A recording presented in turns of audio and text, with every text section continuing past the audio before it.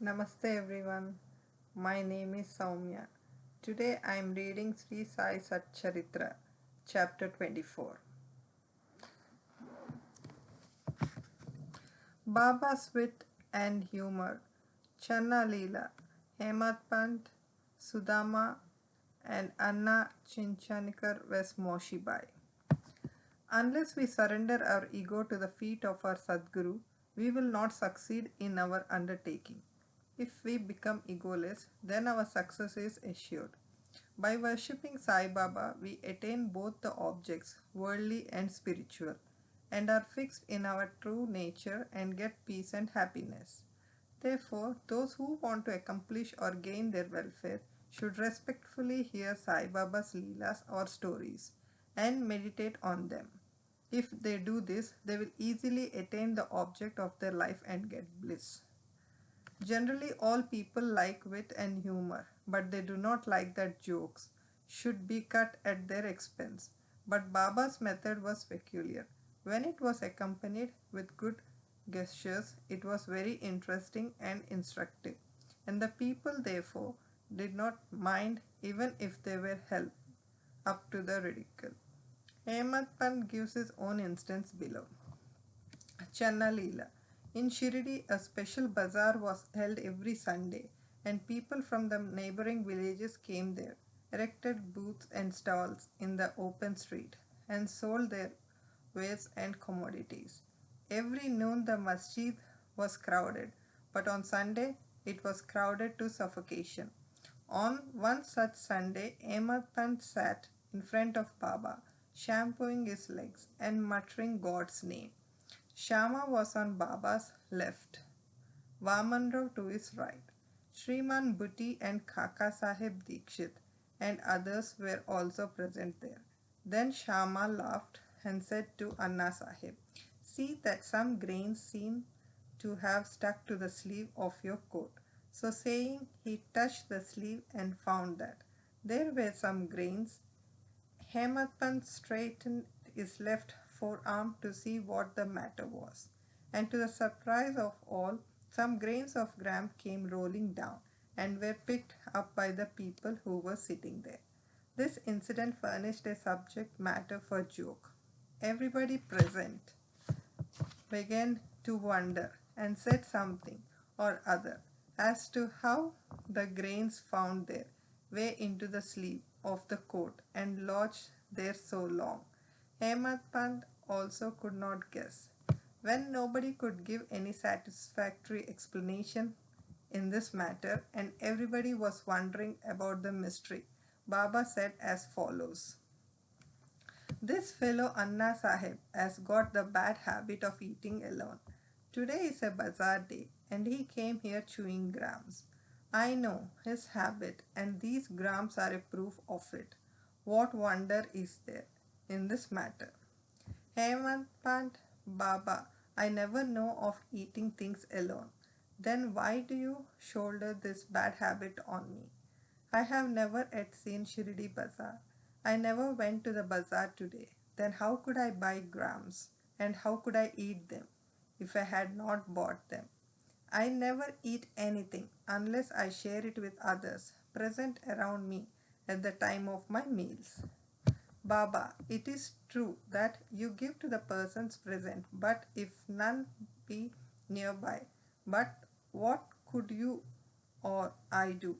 But do you remember me before eating? Am I not always with you? Then do you offer me anything before you eat? So, moral. Let us mark and note carefully what Baba has taught us by this incident. He has advised us that before the senses, mind, and intellect enjoy their objects, first he should be remembered. And if this be done, it is in a way by making an offering to him. The senses, etc., can never remain without their objects. But if those objects are first offered to the Guru, the attachment for them will naturally vanish. In this way, all the vrittis, subtle thoughts regarding desire, anger, avarice, etc., should first be offered and directed to the Guru. And if this practice be followed, the Lord will help you in eradicating all the vrittis.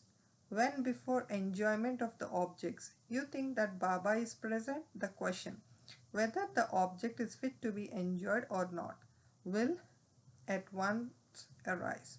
Then the object that is not fit to be enjoyed will be shunned, and in the way our vicious habits or vices will disappear, and our character will improve.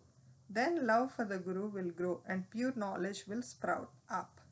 When this knowledge grows, the bondage of body consciousness, we are the body, will snap, and our intellect will be merged in spirit consciousness. We are the spirit. Then we shall get bliss and contentment. There is no difference between Guru and God. He who sees any difference in them finds God nowhere. So, leaving aside all ideas of difference, we should regard Guru and God as one. And if we serve our Guru and as stated above, God will be certainly pleased, and by purifying our minds will give us self-realization. To put the matter in a nutshell, we should not enjoy any object with our senses, etc., without first remembering our Guru. When the mind is trained in this way, we will be always reminded of Baba, and our meditation on Baba will grow apace. The Sagun form of Baba will ever be before our eyes, and then devotion, non attachment, and salvation will all be ours. When Baba's form is thus fixed before our mental vision, we forget hunger, thirst, and this sansar world. The consciousness of worldly pleasures will disappear, and our mind shall attain peace and happiness. Sudama's story. When the above story was being narrated, Ahmed Pant was reminded of a similar story of Sudama, which illustrates the same principle, and therefore it is given here. Sri Krishna and his elder brother Balram were living with a co-student named Sudama in the ashram of their guru, Sandipani. Once Krishna and Balram were sent to the forest for bringing fuel. Then the wife of Sandipani sent Sudama also for the same purpose, with some quantity of grams for the three. When Krishna met Sudama in the forest, he said to him, Dada, I want water, as I am thirsty. Sudama replied, No water should be drunk on an empty stomach, so it is better to rest a while. He did not say that he had got grams with him and that Krishna should take some. As Krishna was tired, he lay down for rest on the lap of Sudama and was soon snoring. On seeing this, Sudama took out the grams and began to eat. Then Krishna suddenly asked him, Dada, what are you eating? What is this chitter-chatter sound? He replied, What is there to eat? I am shivering with cold and my teeth are chattering. I can't even repeat Vishnu Sahasranam. Hearing this, the omniscient Krishna said, I just had a dream in which I saw a man eating things of another. And when asked about this, he said, What does should he eat? Meaning thereby that he had nothing to eat. The other man said, Let it be so. Dada, this is only a dream. I know that you won't eat anything without me. Under the influence of the dream, I asked you what you were eating. If Sudama had known the omniscient Sri Krishna and his Leelas, he wouldn't have acted as he did. Therefore, he had to suffer for what he did. Though he was a shum of Sri Krishna, he had to pass his later life in utter poverty. But when he later offered Krishna a handful of parched rice earned by his wife with her own labor, Krishna was pleased and gave him a golden estate to enjoy. This story should be remembered by those who have the habit of eating things alone without partaking them with others. The Shruti also emphasizes this lesson and asks us to offer things first to God and then enjoy them after they are renounced by Him. Baba also had taught us the same lesson in his inimitable and humorous way. Now, Anna Chinchankar was Maushi Bai. Hemant Pant now describes another witty incident in which Baba played a peacemaker's part. There was one devotee by name Damodar Ganashyam Babare, alias Anna Chinchanikar. He was simple, rustic, and straightforward. He cared for nobody, always spoke plainly, and carried all dealings in cash.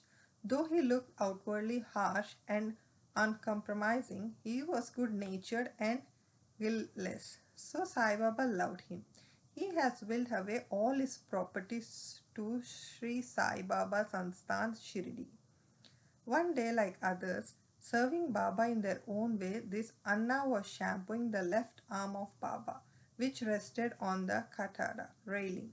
On the right side, one old widow named Venubai Kaushalgi, whom Baba called Mother and all others called Maushibai, was serving Baba in her own way.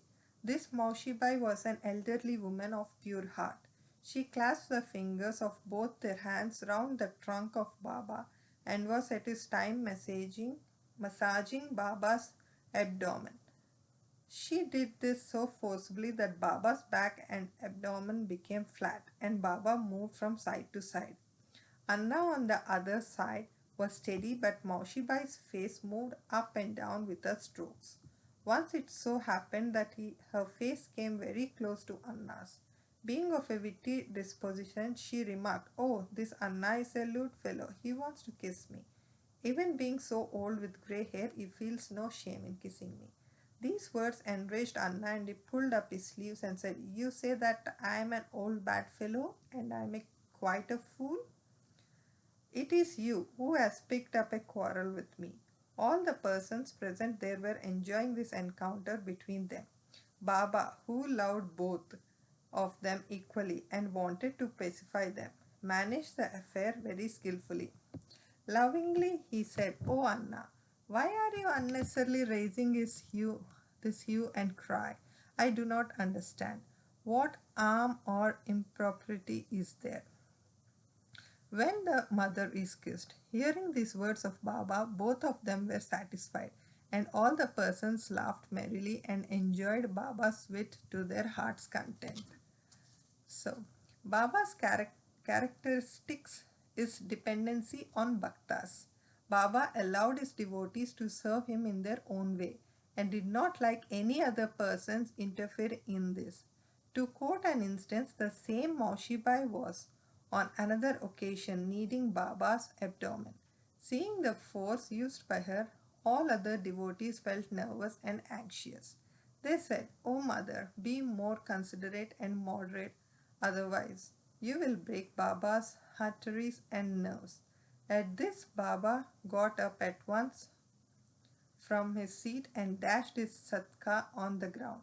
He got enraged and his eyes became red like a live embers. None dared to stand before Baba. Then he took hold of one end of the satka with both hands and pressed it in the hollow of his abdomen. The other hand he fixed to the post and began to press his abdomen against it. The satka, which was about 2 or 3 feet in length, seemed all ready to go into the abdomen, and the people feared that the abdomen would be ruptured in a short time.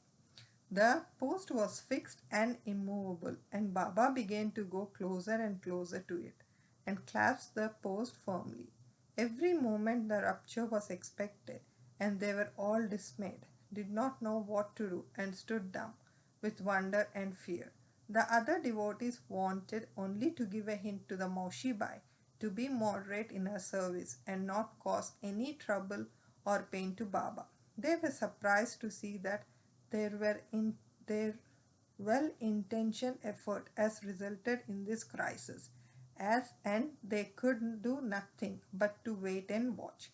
Fortunately, Baba's rage soon cooled down. He left the satka and resumed his seat. From this time onward, the devotees took the lesson that they should not meddle with anybody, but allow him to serve Baba and he chooses, as he was capable to gauge the merits and worth to the service rendered on to him. Bow to Sri Sai, peace be to all. Sri Satchidananda Sadguru Sai Nath Maharaj Ki Jai. Thank you.